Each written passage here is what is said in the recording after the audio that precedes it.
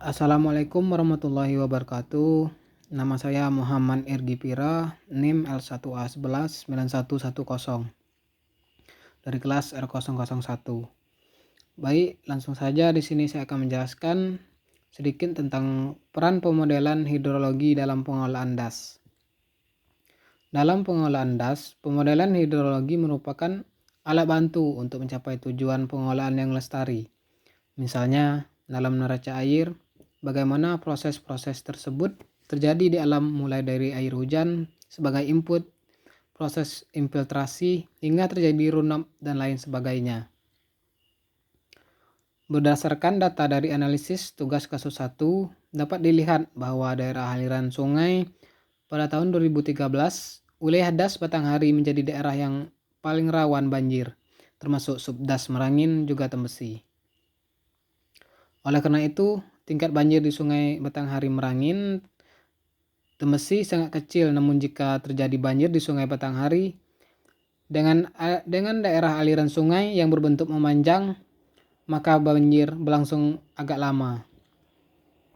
Maka dari itu perlu adanya perbaikan das. Dan mengapa das berperan sangat penting, apalagi di daerah perairan Sungai Batanghari, dalam menjaga lingkungan tersebut, menjaga kualitas, mencegah banjir dan kekeringan saat musim hujan dan kemarau, mengurangi aliran massa tanah dari hulu ke hilir.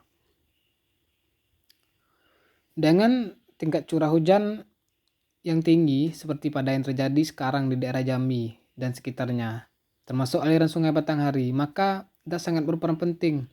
Selain berkontribusi terhadap kualitas air, das berperan dalam mencegah banjir di saat hujan dan kekeringan, serta mengurangi aliran massa tanah dari hulu ke hilir.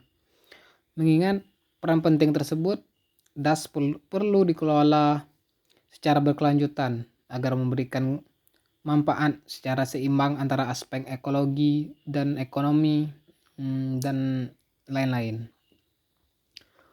Maka perlu adanya upaya tahapan memperbaiki daerah aliran yang dapat dilakukan untuk mengatasi kerusakan daerah aliran sungai